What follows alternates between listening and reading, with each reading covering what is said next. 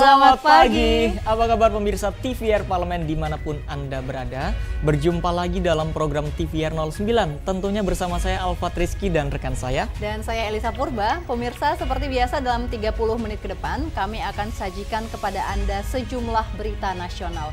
Khususnya dari sudut pandang DPR RI sebagai referensi Anda dalam memahami dinamika politik, hukum, ekonomi, sosial, dan budaya di Indonesia. Pemirsa TVR Parlemen, inilah TVR 09 selengkapnya.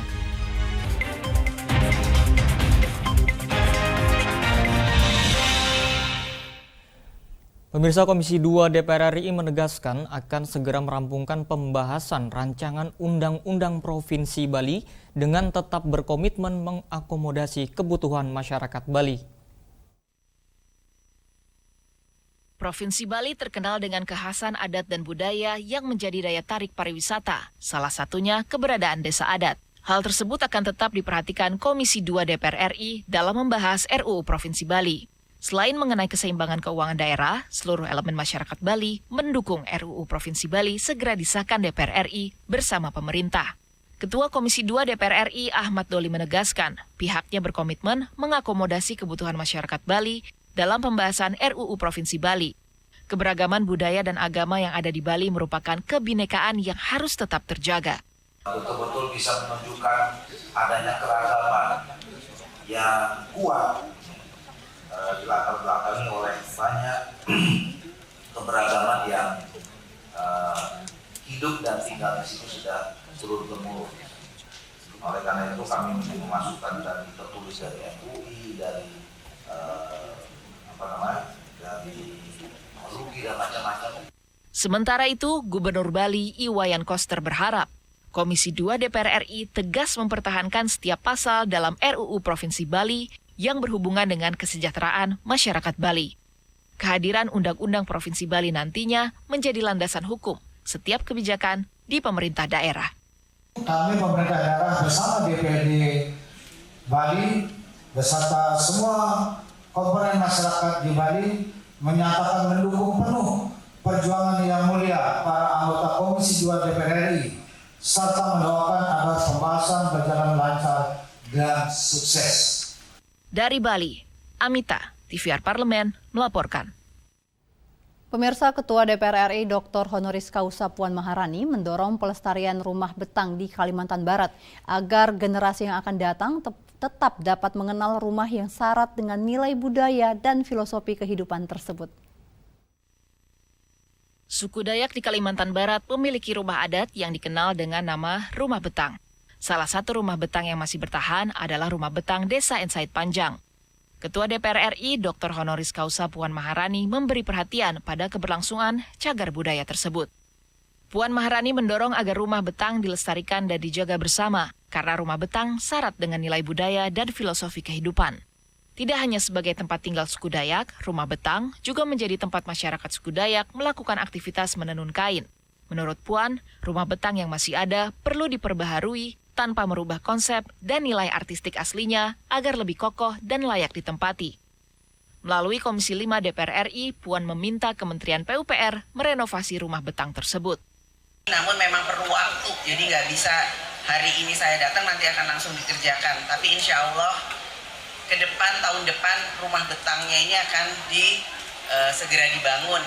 Mirip seperti ini panjangnya ada 106 meter, saya akan minta juga seperti ini dengan bentuk yang sama namun lebih dengan suasana yang bisa diperbaharui. Pada kesempatan yang sama, Ketua Komisi 5 DPR RI Lasarus setuju rumah betang perlu dijaga kelestariannya agar generasi yang akan datang, khususnya dari suku Dayak, terus mengenal dan memahami kebudayaan Dayak. Mudah-mudahan kelestarian bangunan ini masih bisa terjaga sehingga generasi yang akan datang, terutama masyarakat adat Dayak, tahu yang mana yang disebut rumah adat betang. Dari Kalimantan Barat, Arif Nakra, TVR Parlemen melaporkan. Pemirsa, DPR RI berharap pemerintah dapat menjaga kestabilan harga dan juga stok komoditas pangan terutama selama bulan Ramadan. Yap, dan informasi selengkapnya akan kami hadirkan usai jeda pemirsa. Untuk itu tetaplah di TVR 09.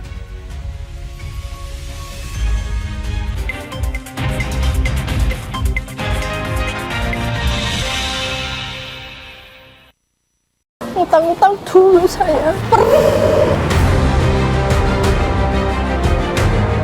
Mereka yang tidak cukup paham teredukasi bagaimana menyuarakan aspirasi demi memperoleh jawaban. Sini ditambang untuk seperti itu, warga sini tidak mengizinkan. Sebab apa? Itu menyangkut isi perut kami semua. Hadir menelisik mulai dari hulu ke hilir. Mengapa? Nah, kalau kita telusuri kenapa banjir ini hampir setiap terjadi.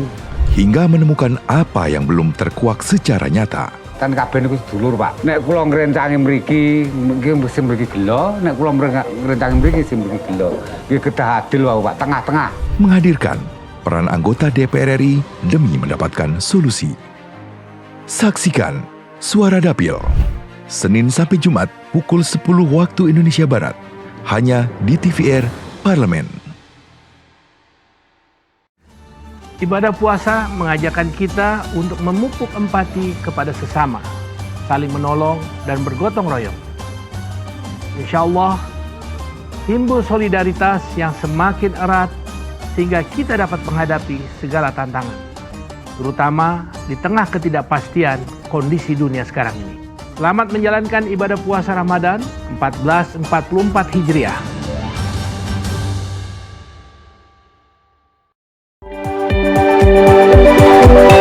Perempuan Parlemen mengungkap sisi kehidupan pribadi anggota DPR RI.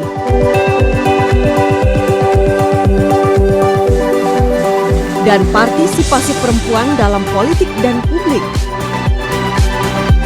Dan usaha mewujudkan aspirasi masyarakat di setiap sidang sebagai wakil rakyat.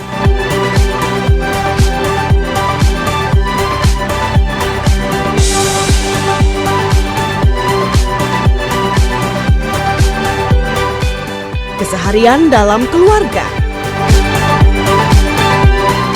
Jangan lewatkan Perempuan Parlemen. Hanya di TVR Parlemen.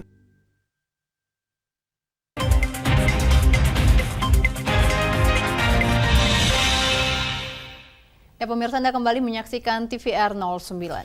Pemirsa, dalam rangka mengatasi kelangkaan stok pangan yang berdampak terhadap kenaikan harga, DPR RI berharap Badan Pangan Nasional atau Bappenas untuk berkoordinasi dengan kementerian atau lembaga terkait dalam memvalidasi data stok dan harga pangan di pasaran saat ini. Sejak awal tahun 2023, harga komoditas pangan terus bergejolak naik, apalagi semakin mendekati bulan Ramadan. Anggota Komisi 4 DPR RI mengimbau Badan Pangan Nasional atau Bappenas mengoptimalkan sinergi dan koordinasi dengan kementerian lembaga sektor pangan untuk menjaga kestabilan harga dan stok komoditas pangan, terutama selama bulan Ramadan. Alin Mus mengatakan Bappenas harus bekerja ekstra memvalidasi data stok dan harga sesuai kondisi real di pasar, serta tingkat kebutuhan masyarakat. Hal tersebut untuk memastikan komoditas pangan terdistribusi dengan baik sesuai kebutuhan masyarakat, sehingga kelangkaan stok pangan yang bisa memicu kenaikan harga bisa diantisipasi secara tepat. Bukan hanya untuk melihat penyerapannya saja, tapi bagaimana dengan konsumsi di lapangan. Nah, ini yang harus menjadi atensi. Tapi lagi-lagi Mas, kita butuh data yang benar-benar real dan konsisten untuk benar-benar beras itu ada berapa sih yang kita punya. Kita butuh import lagi enggak gitu misalkan. Kita cabai ketersediaan berapa sih, bawang ketersediaan berapa sih, daging ketersediaan berapa sih, itu yang penting. Sehingga kita mengetahui kan ini harga juga supply and demand.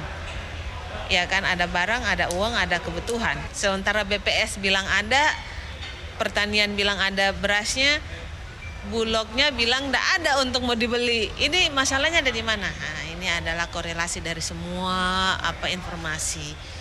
Menurut Alin Mus, pemerintah harus berada di tengah masyarakat yang menghadapi kenaikan harga pangan ini. Untuk itu, perlu ada solusi dari pemerintah agar harga pangan tetap stabil. Dodi Muharam, TVR Parlemen, melaporkan. Kita beralih ke informasi berikutnya pemirsa. Badan Legislasi DPR RI berharap adanya peningkatan anggaran Ombudsman perwakilan daerah yang dinilai dapat meningkatkan profesionalisme serta pelayanan Ombudsman perwakilan daerah tersebut terhadap masyarakat. Revisi atas Undang-Undang Ombudsman RI merupakan salah satu RUU dalam Prolegnas Prioritas tahun 2023 yang merupakan usul inisiatif DPR RI. Melalui revisi tersebut, Badan Legislasi DPR RI mendorong peningkatan anggaran untuk Ombudsman Perwakilan Daerah, sehingga tidak hanya mengandalkan APBN dalam menjalankan tugas pengawasan pelayanan publik. Wakil Ketua Balik DPR RI Ahmad Baidowi menyoroti, anggaran 1,2 miliar rupiah per tahun untuk Ombudsman Perwakilan Papua Barat sangat minim. Anggaran itu perlu ditingkatkan mengingat luas wilayah cakupan Ombudsman Papua Barat sangat luas, termasuk DOB Papua Barat Daya dan banyaknya aduan masyarakat terhadap pelayanan publik di wilayah tersebut. Di sisi lain, anggaran dari APBN tidak fleksibel untuk program teknis mengawal hasil rekomendasi Ombudsman daerah. Nah, yang kedua mengenai anggaran. Ternyata anggarannya hanya dari pusat sehingga mereka tidak memadai untuk mengcover semuanya. 1,2 M. Hari ini untuk 2 provinsi kan nggak cukup lah. Jadi cukup-cukupkan gitu. Dan ada keinginan tadi seperti di KPU ataupun Bawaslu untuk APBD itu bisa masuk. Caranya seperti apa itu kan bisa diatur. Kalau itu bisa diatur maka semuanya boleh gitu. Dan itu hanya bisa dilakukan dalam pembuatan norma di undang-undang. Wakil Ketua Balik DPR RI Ahmad Baidowi berharap masukan terkait tambahan dana dari APBD bisa berlaku secara nasional dengan tetap mengedepankan independensi dan netralitas Ombudsman. Dengan anggaran yang memadai, Ombudsman Perwakilan Daerah bisa semakin profesional dalam meningkatkan pelayanan terhadap masyarakat. Dari Papua Barat Daya, Hilman Hidayat, TVR Parlemen melaporkan. Kita beralih ke informasi selanjutnya, pemirsa, agar tidak bergantung pada anggaran Provinsi Induk. Usai ditetapkannya 4 daerah otonomi baru atau DOB di Papua, Komisi 2 DPR RI meminta Menteri Dalam Negeri untuk menerbitkan aturan bagi DPR Papua yang mendorong pembentukan organisasi pemerintahan serta penetapan anggaran daerah otonomi baru tersebut. Pada tahun 2022, wilayah Papua memiliki 4 provinsi baru. Anggota Komisi 2 DPR RI mengimbau pemerintah pusat memperhatikan anggaran pembangunan daerah otonomi baru atau DOB tersebut agar seluruh kebutuhan pemerintah daerah bisa terpenuhi tanpa mengganggu anggaran provinsi induknya.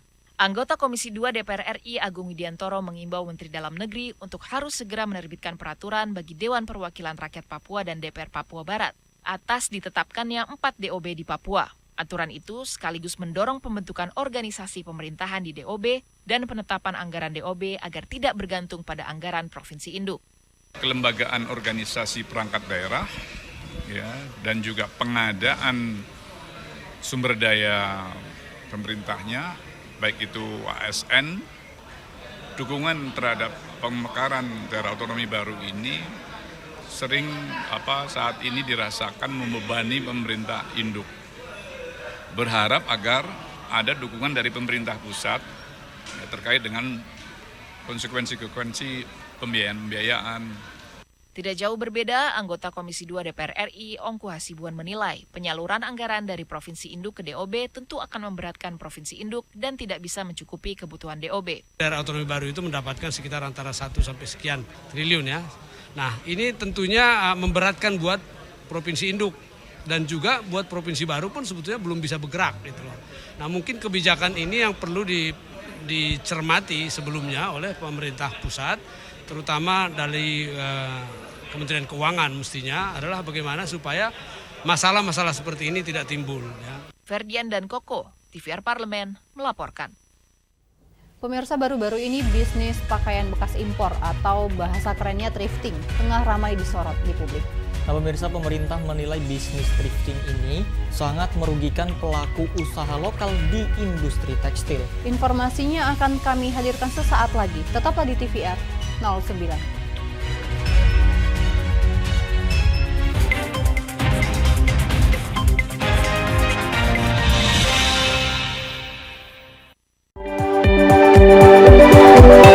Perempuan Parlemen mengungkap sisi kehidupan pribadi anggota DPR RI.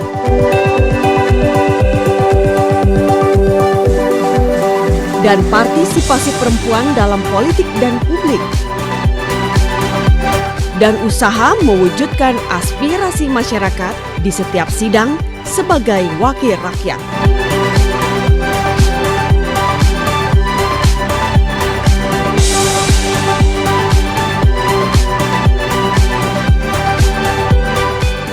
keseharian dalam keluarga. Jangan lewatkan Perempuan Parlemen. Hanya di TVR Parlemen. Ramadan adalah kesempatan kita untuk berlomba-lomba menebar kebaikan dan hal-hal yang positif yang membawa kemajuan. Jauhkan diri dari kebohongan dan kebencian, apalagi yang berpotensi merusak persatuan. Selamat menjalankan ibadah puasa Ramadan 1444 Hijriah. Wassalamualaikum warahmatullahi wabarakatuh.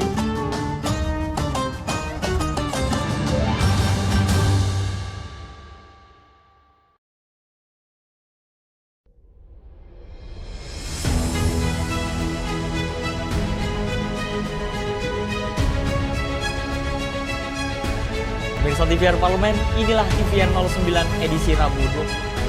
Optimis, Indonesia mampu mengatasi ancaman tersebut. Serangkaian peristiwa penting setiap hari di Indonesia. Kami pilihkan topik-topik terkini dengan menyajikan fakta yang dapat dipercaya. Kami hadirkan di layar kaca Anda. Bukan hanya sekedar informasi, tapi menginspirasi bagi kita semua.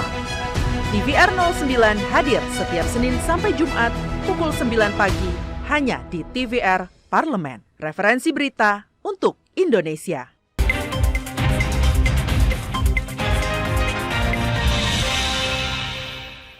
Dan pemirsa, Anda kembali di TVR 09. Ya, Lisa dan juga pemirsa, kalau kita berbicara terkait dengan thrifting, selain merugikan pelaku UMKM yang membuat produk lokal, keberadaan produk tekstil bekas impor tersebut juga membawa dampak buruk bagi lingkungan hingga pendapatan negara. Ya, pasalnya pakaian bekas ini merupakan barang selundupan pemirsa alias ilegal, tidak membayar bea dan cukai sehingga merugikan negara.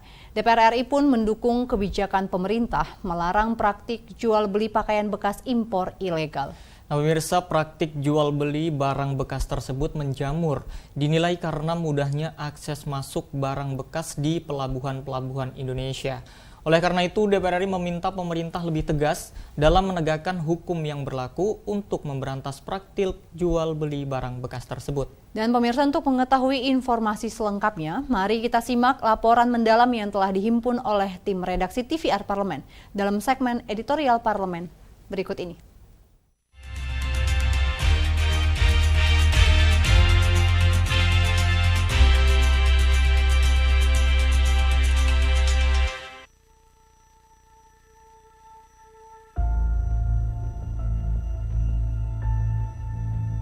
Baru-baru ini, pemerintah dengan tegas melarang penjualan baju bekas impor.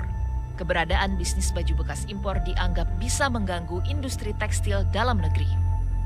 Aturan larangan sebenarnya sudah diatur dalam Undang-Undang Nomor 7 Tahun 2014 tentang perdagangan. Dalam peraturan ini telah disebutkan pada pasal 47 bahwa setiap importir wajib mengimpor barang dalam keadaan yang baru. Di tengah naik daunnya bisnis berburu pakaian bekas impor di kalangan anak muda, larangan ini pun menuai pro dan kontra.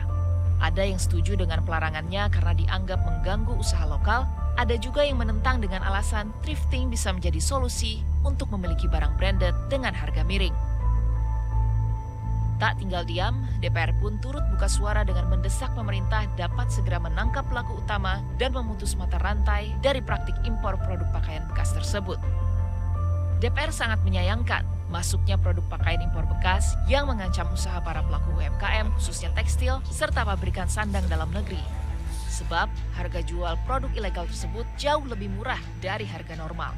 Selain itu, jika tidak diambil tindakan tegas, impor pakaian bekas dapat berdampak pada meningkatnya angka pengangguran dan dapat mengakibatkan masalah kesehatan. Sebab pakaian bekas impor ini tidak melalui proses uji laboratorium dan karantina. Kita prihatin. Pertama soal kesehatan, kedua soal pabrikan yang menangani ini, yang pabrik tentunya karyawannya jutaan mungkin ya, atau puluhan ribu atau ratusan ribu. Ini kalau pabriknya tutup gimana? Nah, kemudian departemen store kita, beberapa departemen store yang menengah bawah itu kan bisa masyarakat beralih ke barang-barang bekas ini. Nah, ini dalam rangka ketahanan produksi kita di Indonesia, kita betul-betul harus menjaga. Nah, perlu diketahui yang masuk itu tanpa izin, ilegal. Jadi di perdagangan itu sudah ada larangan kecuali produk-produk yang memang dibolehkan, misalnya pesawat terbang bekas, kalau baru kan mahal gitu ya. Kemudian kapal selam yang begitu-begitu, tapi yang lain-lain nggak bisa gitu. DPR secara tegas menolak jual beli baju bekas impor yang saat ini tengah menjadi salah satu fenomena dan gaya hidup baru masyarakat Indonesia.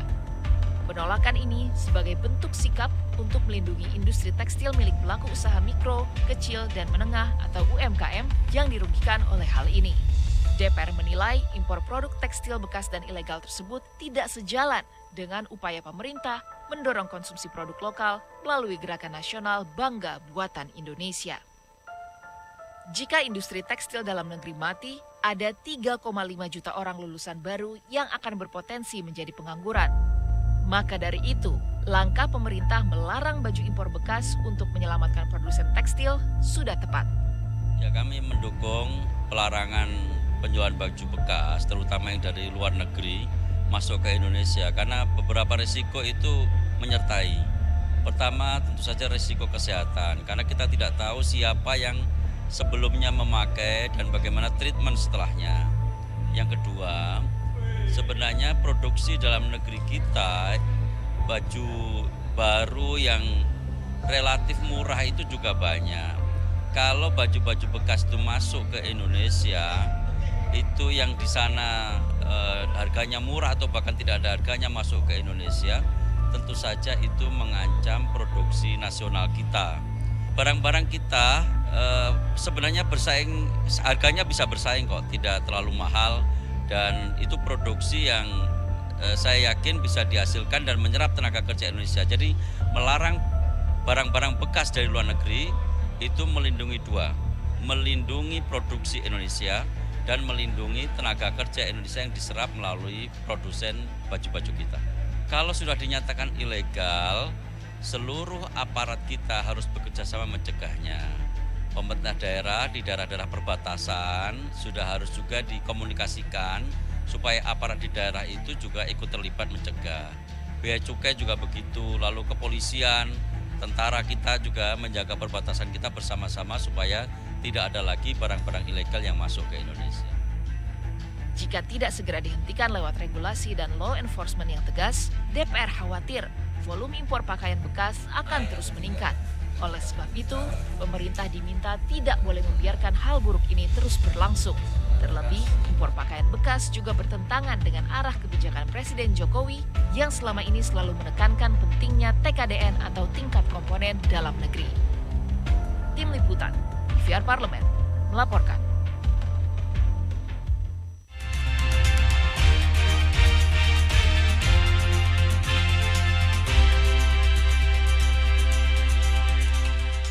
Ya pemirsa, secara resmi Ibu Kota Indonesia akan dipindahkan dari Kota Jakarta ke IKN Nusantara yang berlokasi di Kabupaten Penajam Pasar Utara, Kalimantan Timur. Yap, dan ternyata nih Alfat juga pemirsa, ini pemindahan Ibu Kota Nusantara ini cukup menyita perhatian banyak kalangan masyarakat. Nah, kira-kira perhatian apa saja nih yang ada di Ibu Kota Nusantara?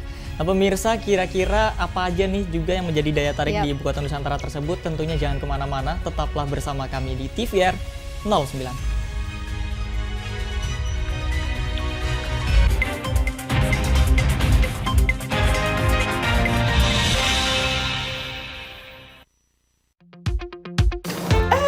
Hayo. Concern saya saat ini adalah urusan sosial kemasyarakatan. Bergerak untuk maju ke DPR RI dalam rangka membangun mata hati dan naluri mereka. Ibu tuh mismatching deh, seru banget deh hari ini ya, semuanya serba coklat ya. Dari kerudung, bajunya, jaket kulit, sampai kepada kacamata. Almarhumah ibunya itu meninggal saat anaknya itu paling kecil itu Kaisar itu umur 3 tahun. Maka saya hanya ingin ngumpulin amal ibadah aja, ngajarin mereka jangan sampai suatu saat nggak ada yang mendoakan almarhum ibunya karena gara-gara saya salah mendidik.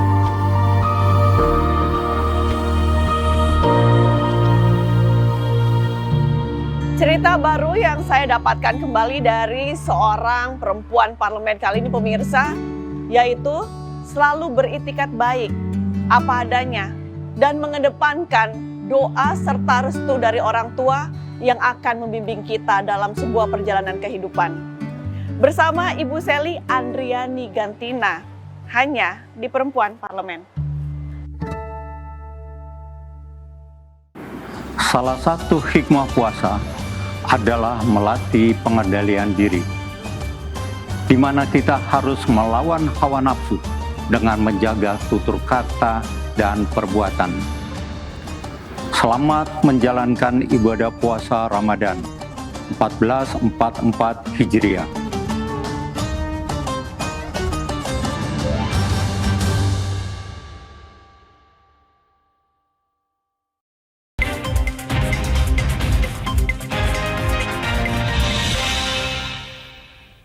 Terima kasih pemirsa, Anda masih bersama kami di TVR 09.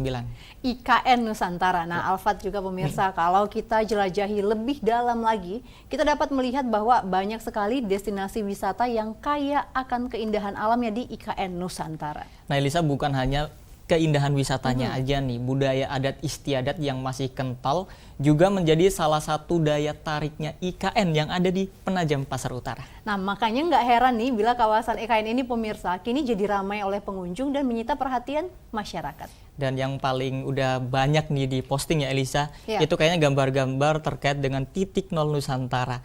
Tapi pemirsa, tidak hanya itu, apa saja kita simak dalam segmen Intips, informasi dan tips berikut ini.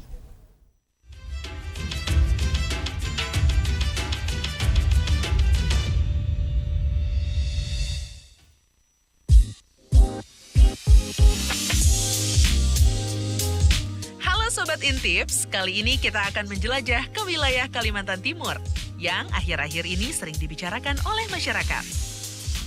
Proyek pembangunan Ibu Kota Negara atau kerap disebut IKN merupakan salah satu proyek ambisius pemerintah yang menyita banyak perhatian masyarakat.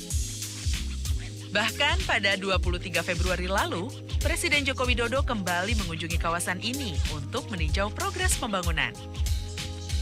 Dalam keterangan persnya, Jokowi optimis peringatan Hari Kemerdekaan 17 Agustus tahun 2024 sudah bisa digelar di IKN. Nah, tak heran bila kawasan IKN kini ramai pengunjung yang penasaran. Utamanya saat hari libur, tidak hanya warga lokal, lokasi IKN juga semakin ramai dikunjungi oleh masyarakat dari luar Pulau Kalimantan. Rasa ingin tahu mendorong masyarakat untuk datang dan berwisata di IKN. Salah satu daya tarik IKN adalah bentang alam dengan kebudayaan masyarakat Kalimantan Timur yang masih kental. Kabar baiknya, beberapa tempat wisata yang ada di sekitar IKN bisa mulai dikunjungi dari sekarang loh Sobat Intips. Berikut adalah daftar destinasi wisata untuk dikunjungi yang kami pilihkan untuk Anda.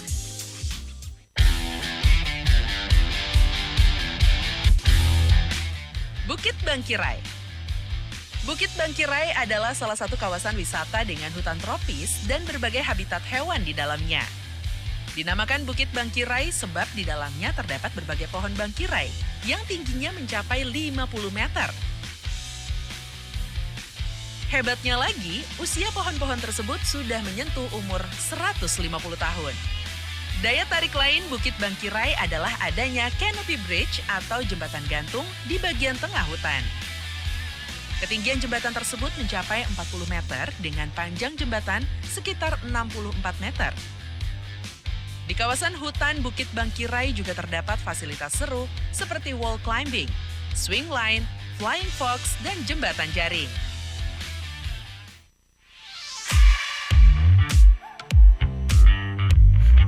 Titik nol IKN Nusantara. Titik nol IKN mulai menyedot perhatian publik sejak tanggal 14 Maret 2022. Titik ini adalah penanda pusat di IKN nantinya.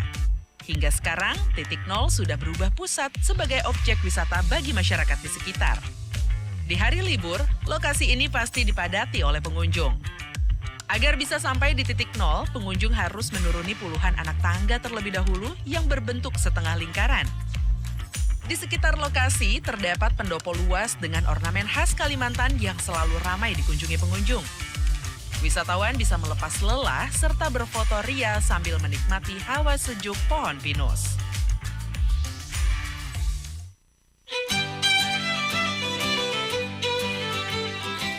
Desa Budaya Pampang. Dari ibu kota Provinsi Kalimantan Timur, Desa Budaya Pampang adalah desa adat yang paling mudah diakses. Desa ini berlokasi tepat di pinggir kota Samarinda dan dekat dengan Bandara APT Pranoto Samarinda. Daya tarik Desa Budaya Pampang ada pada pentas seni tarian tradisional suku Dayak Kenya. Tak hanya wisatawan dalam negeri, wisatawan mancanegara juga datang ke desa ini. Sambil menikmati pertunjukan, wisatawan juga bisa melihat indahnya Sungai Pampang yang dapat diakses 1,5 jam dari lamin utama Desa Pampang. Sungai ini bermuara pada 3 air terjun dengan banyak mata air serta kolam yang besar.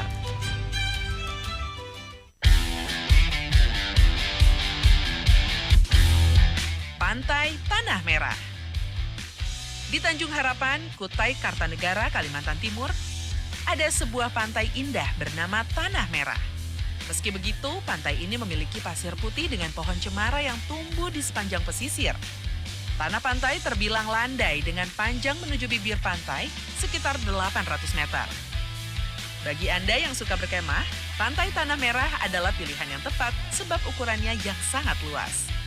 Tak hanya kemah, para pelancong sangat dimungkinkan memancing ikan, udang, serta kepiting di sini. Menikmati kuliner pun jadi semakin tenang dengan suasana pantai yang terbilang masih asri. Enaknya lagi, kedalaman pantai masih relatif dangkal, hanya 300 meter dari bibir pantai. Anda pun bisa berenang dengan perasaan lebih aman.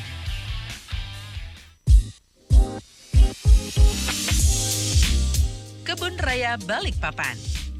Tak jauh dari IKN, terdapat Kebun Raya Balikpapan yang jaraknya sekitar 15 km.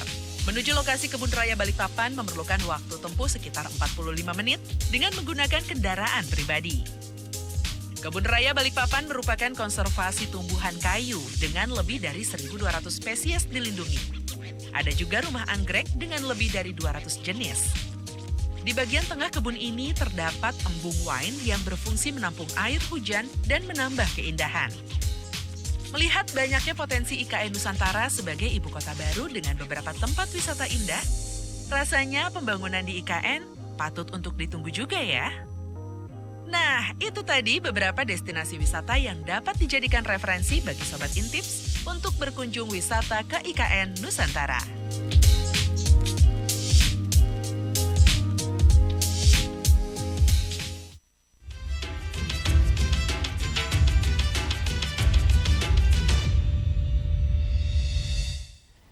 Baik pemirsa, di penghujung acara kami informasikan kepada Anda sejumlah agenda DPR RI pada hari ini Senin 27 Maret 2023. Pemirsa, pada pukul 11 waktu Indonesia Barat, ada Komisi 11 yang akan mengadakan rapat kerja dengan Menteri Keuangan dengan agenda evaluasi reformasi birokrasi Kementerian Keuangan. Lalu pada pukul 13, Komisi 2 DPR RI akan menggelar rapat kerja dengan Mendagri, KPU, Bawaslu, dan DKPP membahas putusan Bawaslu terkait penanganan dugaan pelanggaran administrasi pemilu tahun 2024. Dan masih ada agenda rapat lainnya pemirsa yang tentunya dapat Anda saksikan secara langsung di TVR Parlemen melalui kanal utama, kanal komisi, dan kanal alat kelengkapan dewan lainnya yang tentunya dapat Anda akses di tvr.dpr.go.id. Dan pemirsa TVR Parlemen, demikian TVR 09 edisi pagi ini. Dan kami segenap kru TVR Parlemen yang bertugas mengucapkan terima kasih telah menyaksikan TVR 09 edisi pagi ini. Ada saya Elisa Purba dan rekan saya Salvat Rizky. Sampai berjumpa kembali di TVR 09 esok pagi. TVR Parlemen, referensi Indonesia.